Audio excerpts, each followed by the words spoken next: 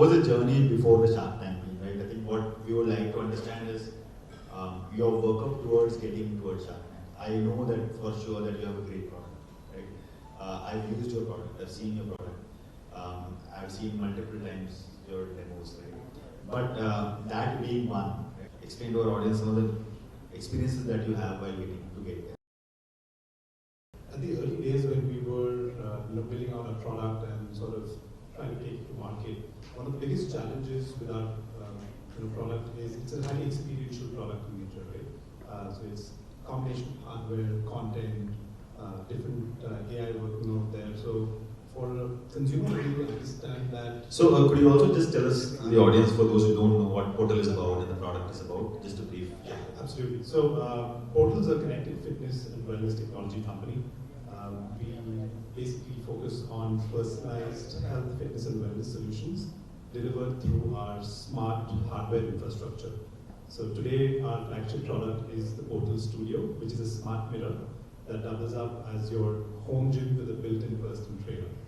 And coming to that, so the key focus area for us is to always ensure that everyone gets relevant fitness and wellness programming, based around their health, baselines, their own fitness assessments, their lifestyle, and sort of challenges you across different workout formats on a daily basis. So for us, while we are trying to convey all of this, right, to a consumer, say on a sales call, there's an inquiry coming in, the first step is, they all want to really see the product firsthand, understand what it actually does and how they can interact with it better. And for us, one way was to obviously create our experience centers. So we started with Hyderabad, set up in Delhi and now in Bangalore. But that was, there's a resource constraint there always. So for us, Shark Tank was more like a platform to demonstrate to the national audience what the product is and hear from us founders about why we're doing this. Because in most sales conversations, the vision that the company is really trying to get through gets lost in translation. So I think that has really helped us with the overall process. And Ravi, I think great product. Firstly, I think it's a great product. My kids have it, I have it, right? So compliments on a great product. You moved on from Australia to India, right? Firstly, I think how has that journey been of building a startup in India, right? And I'm very sure that you must have seen the ecosystem there as well. Right? There might be some competitors there. But your journey of building the startup from scratch, right? Coming out with a product, why this product, right? And the work up till Shark Tank, right? And how did that journey go for you?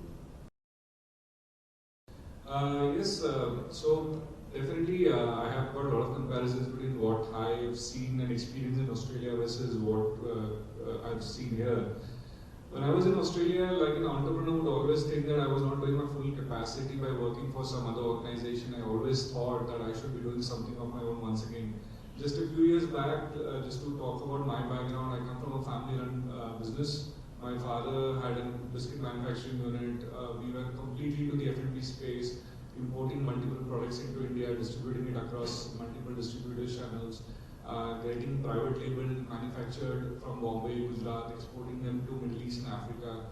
So all in all, 17 years of experience is what lied behind me. And when I was in Australia, I decided to work for multinational companies, learn a lot many more, which also included work culture, work habits, which probably I did not have inculcated because I was working from a family business, right? While working there, I did realize that I wanted to do my startup once again. I wanted to do something very quickly.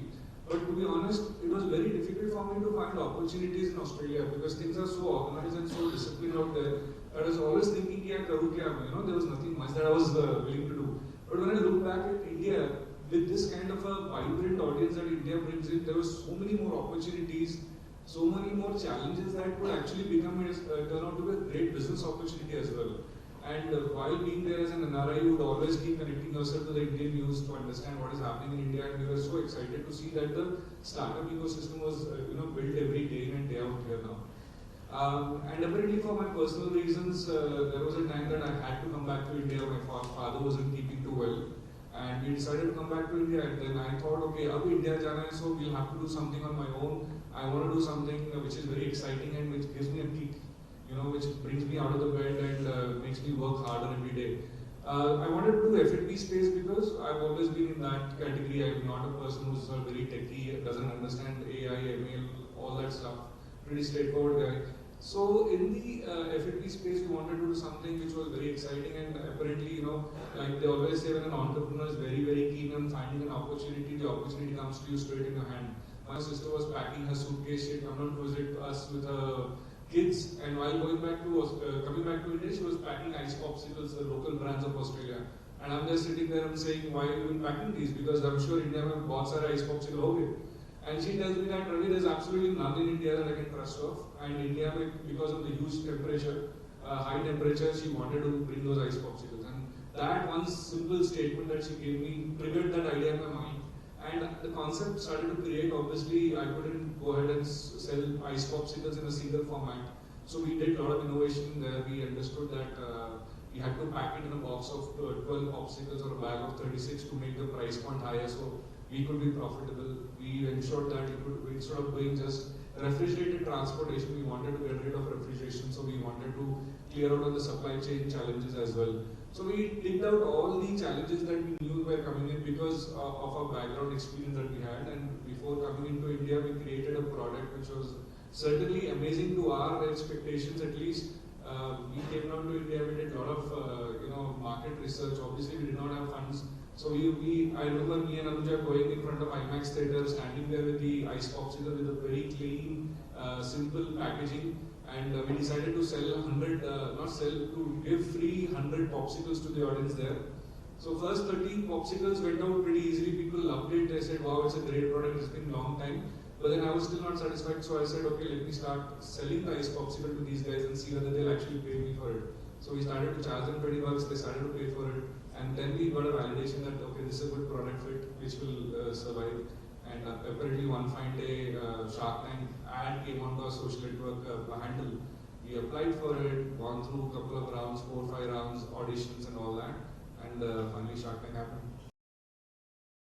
Having a great product is one piece, right? But managing the distribution of it, I think a lot of the game lies in managing the distribution. While yes, you played your strengths when you had a family business, a legacy business, which was sort of had a lot of insights into managing the distribution. So in that post Shark Tank journey, I think you've gone from like a 5 lakh MRR to like I think 1.2 or 2 crore MRR right now, right? I think that deserves really a great round of applause, right? Going 40x in 1 year, 1.5 years, 2 years? We're going to finish 2 years in April. Yeah, going 40x in 2 years, right, on a decent background, I think that's something that I think most entrepreneurs will give their arm and leg for, right?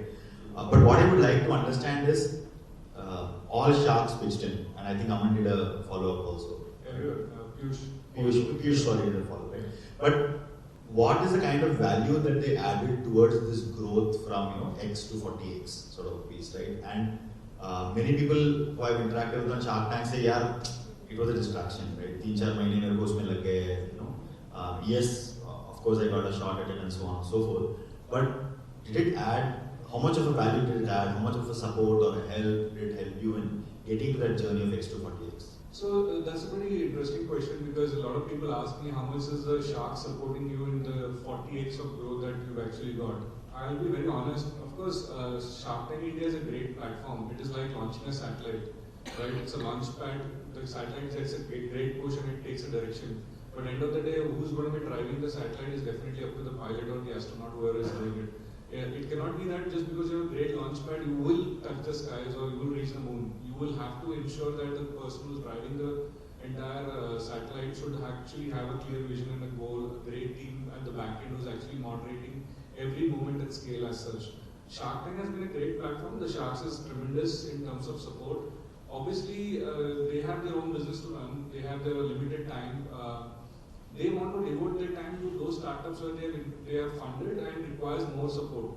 In our case, thankfully, a lot of sharks have told me very openly that I and Anuja are pretty clear about what we want to achieve, and because we come with 15 and 17 years of experience behind us, they did not find that there was a need for them to have a real high focus onto us. So every once in a month or once in 2 months, I send out an MIS, we chat a bit on a WhatsApp, and if I'm flying down to Bombay or if they happen to come down to Hyderabad, we catch up for a cup of coffee. And the kind of strategic thought process that they bring onto the table is very exciting. But they do not come with any kind of an expectation that I have to take them. They are very clear about it. Ravi, this is our view. End of the day, it's your business. You have to run it your way. So for me, the advantage is I catch a hold of 6 people, try to understand, because all 6 of them come from different domains. They give great ideas, and then it's about me and Anuja to sit down and decide whether we want to go about it or not. So I think the key takeaway for Indraneel would be that try not to involve them in the strategic or the medium level decision making. Look for them for guidance on vision, maybe, right? Where do you want to take the business, 5 years from now, 10 years from now, and what is the road towards that, right? So Indraneel, how was the Shark Tank experience? You're fresh off the block at Shark Tank, right? But so how was that work up towards Shark Tank, right? Again, you have a great team, Ravi, again, you have a great team, you have a strong set of founders. Although the product has been launched recently, the algos and the background work beyond that has gone back a few years, right? I think there is a strong strength, there's a strength that you bring along of that, right? So this 3 months or 2 months of work up towards Shark Tank, right? How was that experience, right? From there to being on the show and getting congratulatory calls, back to back. How was that whole experience been? When we decided to go on Shark Tank, we had 2 clear intentions. One is to tell the world about PORTL, number 1. 2 is to also test ourselves, right? Because what we had learned at the outset is while we are very technical minded, to be able to translate our vision in a very simple manner is actually a lot more challenging than people would assume. So working on that pitch in terms of how do we make our product understandable to the layman, right? In 15-second manner is something that we were really focused on. What we were also very nervous about is speaking in Hindi.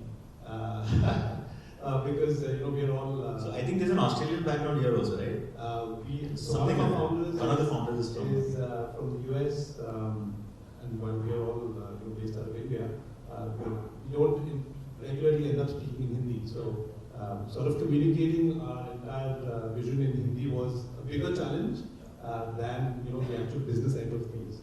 So I think that was something we were excited about, and as the entire process, multiple auditions, etc. We kind of got the hang of, okay, this is our value prop and this is the best way to communicate it, remove all the technical jargon out of it, just keep it really, really simple, and I think that worked for us.